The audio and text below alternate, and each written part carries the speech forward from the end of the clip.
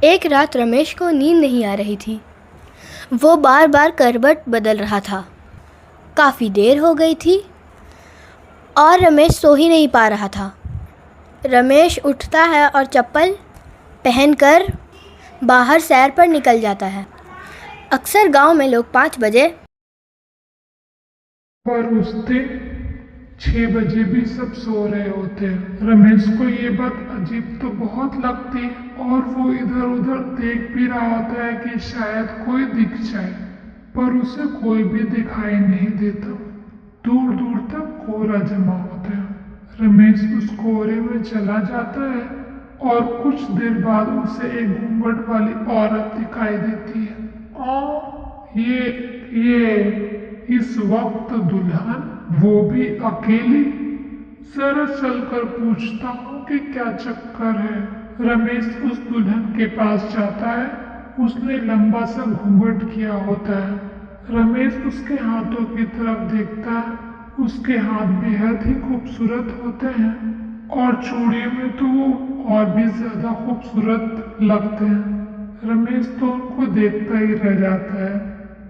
उसके बाद वो उससे धीरे से पूछता है, कौन हो आप और यहाँ ऐसे अकेले? मेरा नाम माया है। मैं इस गांव की नहीं हूँ, पास वाले गांव से हूँ। यहाँ मेरी मौसी रहती है, बस मैं तो उससे मिलने आई थी। पर इतनी सुबह? सुबह नहीं, अभी तो रात के 2:30 बजे। क्या? पर मैंने तो घड़ी में टाइम देखा था। लगता है घड़ी रुक गई थी। तभी मैं सोचूं कि कोई गांव में अभी तक उठा क्यों नहीं। खैर, तुम इतनी रात को अकेली क्यों घूम रही हो? नहीं नहीं, मैं खुद चली जाऊंगी। तुम्हें तकलीफ उठाने की जरूरत नहीं है।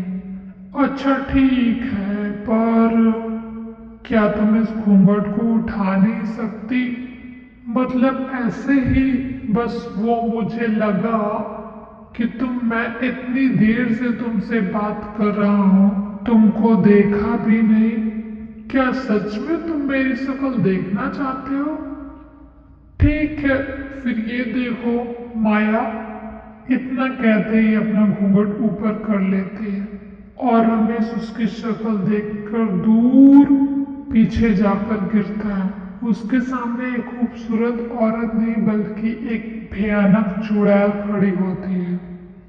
रमेश डर के मारे तो आवाज ही नहीं निकल रही होती। वो इतना घबरा जाता है कि एक जगह से उठ भी नहीं पाता। क्या हुआ? तुम तो मेरी शक्ल देखना चाहते थे ना, तो फिर अब डर क्यों रहे हो? मेरे पास आओ, आओ मेरे पास।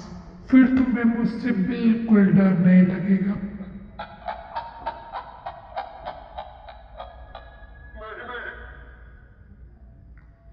नहीं नहीं, मुझे जाने दो, मुझे जाने दो। जो एक बार मेरी शक्ल देख लेता है फिर हमेशा के लिए मेरा हो जाता है। अब तुम कहीं नहीं जा सकते। अब तुम मेरे हो, सिर्फ मेरे। चुड़ैल अपने हाथों से इशारा करते हुए उसे पास बुलाती रहती है। रमेश चुड़ैल की तरफ देखता ही रहता है। रमेश चुड़ैल की तरफ देखता है ही रहता है और धीरे धीरे उसका दिमाग उस चुड़ैल की तरफ वश में हो जाता है।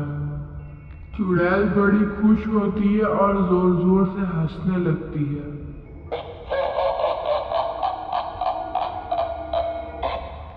अब आएगा मजा। वो चुड़ैल वापस अपना घूंघट कर लेती है और तुरंत वहां से गायब हो जाती है। रमेश को कुछ होश नहीं होता। वो अपने घर जाकर बस सो जाता है। अब अगली सुबह रमेश की माँ उसे उठाती है। उठ बेटा, आज हमें लड़की देखने जाना है। रमेश उठकर नहा धोकर तैयार हो जाता है। उसके बाद वो लड़की के घर जाते हैं। लड़की सबको बहुत पसंद होती है, पर रमेश उसकी तरफ देख भी रहा नहीं होता। रमेश की माँ उसे कोहनी मारकर लड़की की तरफ देखने का इशारा करती है। अरे लड़की को तो देख, ताकि हम तेरा रिश्ता इससे पक्का करें।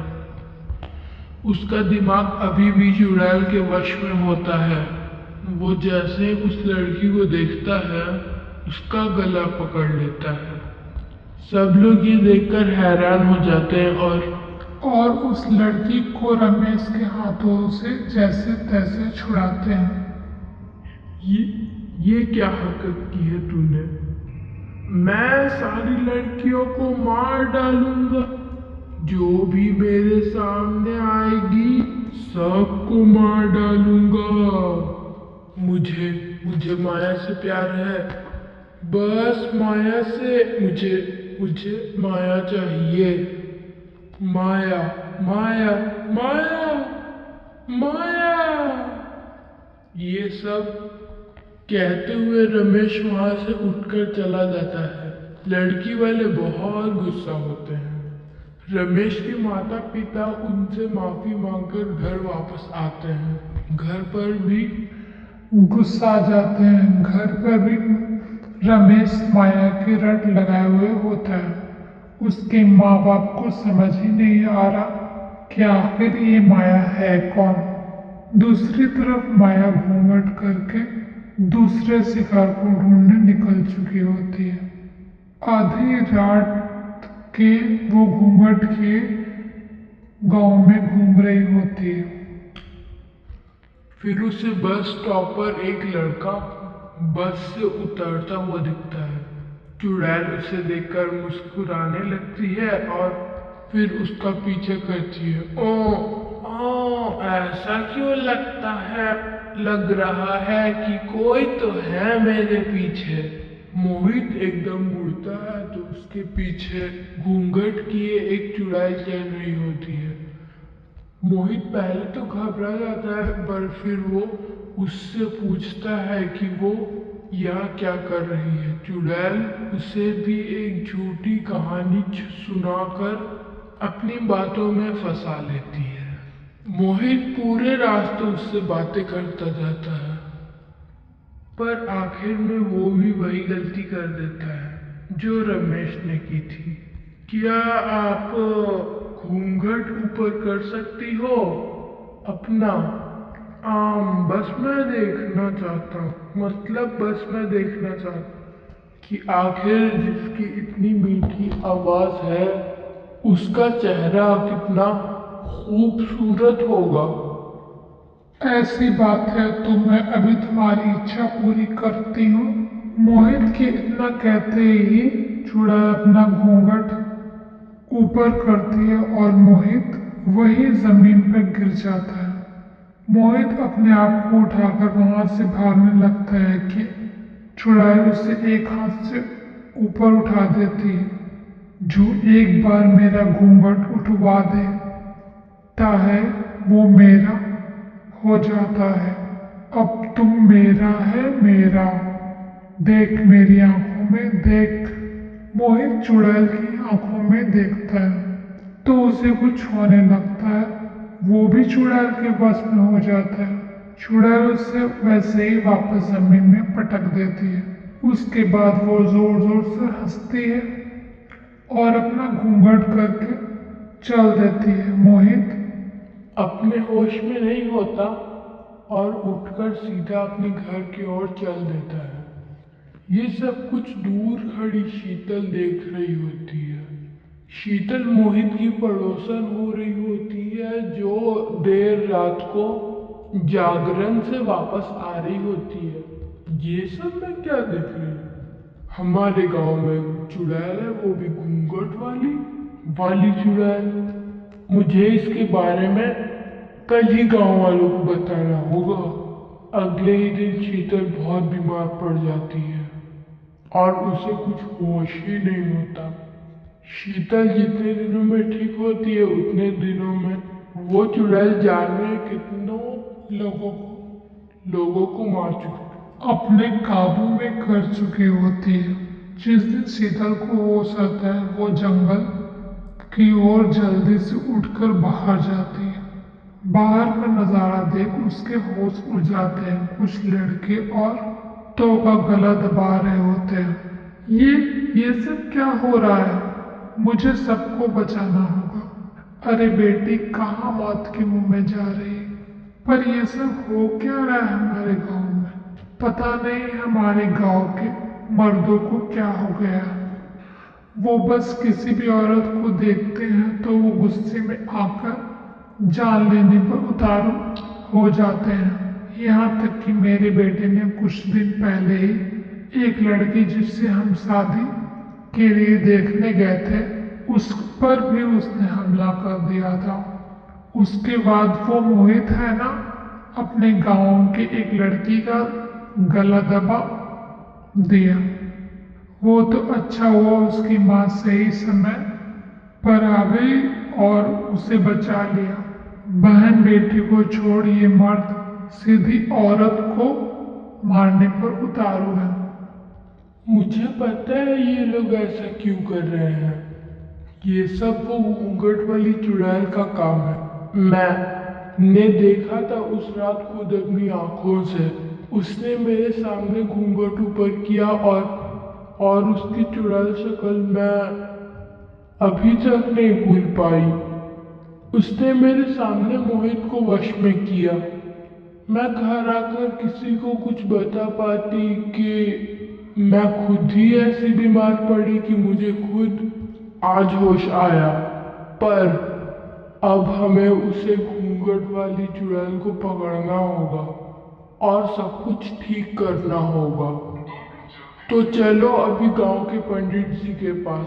दोनों जल्दी से पंडित जी को उस चुड़ैल के बारे में बताते हैं। क्या उसका इंतजाम करना कोई आसान काम नहीं है। वो चुड़ैल हमेशा की तरह आज भी घूंघट में बाहर निकलेगी। बस तुम्हें कैसे भी करके उस औरत के पल्लू का कोना काट कर लाना है। ये तो बहुत मुश्किल काम है पंडित जी। वो चुड़ैल बस गाँव के आदमियों के पास ही आती है। तो ये मैं कैसे कर पाऊंगी ये काम? ओह, तभी तो कहा था कि ये मुश्किल काम है। पर अगर गांव में इस घूंघट वाली चुड़ैल से बचाना है तो ये तो करना ही पड़ेगा। शीतल और रमेश की माँ घर आ जाती है। शाम तक इसी के बारे में वो सोच कर उन लोगों के सर में दर्द हो जाता है। पर उन्हें कुछ समझ में नहीं आ रहा होता कि आखिर वो किसको भेजे। कोई भी चुड़ैल का नाम सुनकर वो जाने को तैयार ही नहीं होता। फिर शीतल के दिमाग में एक आइडिया आता है। वो रमेश के कपड़े पहनकर और सर पर पगड़ी बांधकर और नकली मूछें लगाकर लड़का बन जाती है और निकल जाती है। आधी रात को वो उस घूंघट वाली चुड़ैल की तलाश में। डर तो बहुत लग रहा होता है पर वो हिम्मत करके चल जाती है। काफी देर बाद वो उसे घूंघट वाली चुड़ैल मिल जाती है। वो शीतल के पास उससे आकर बातें करती है। मेरा नाम हरिया है। मेरे पेट में दर्द हो रहा था तो बस में टहलने निकला था। अच्छा, तो मैं कुछ मदद करूं? नहीं, अब पेट दर्द ठीक है।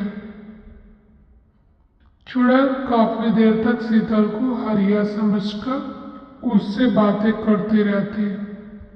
शीतल की नजर चुड़ैल के पल्लू पर पड़ जाती है जिसे उसे काटना होता है। पर उसे समझ ही नहीं आ रहा होता कि वो ये काम कैसे करे। तुम पहले से आदमी हो जिसने अभी तक मेरी शक्ल देखने को नहीं कहा। शक्ल में क्या रखा है? मुझे तुम्हारी शक्ल देखने में कोई दिलचस्पी नहीं है। शीतल बहुत डर जाती है। चुड़ैल उसे अपनी शक्ल दिखा दे उससे पहले वो अपना पैर अड़ाकर उसे गिरा देती है।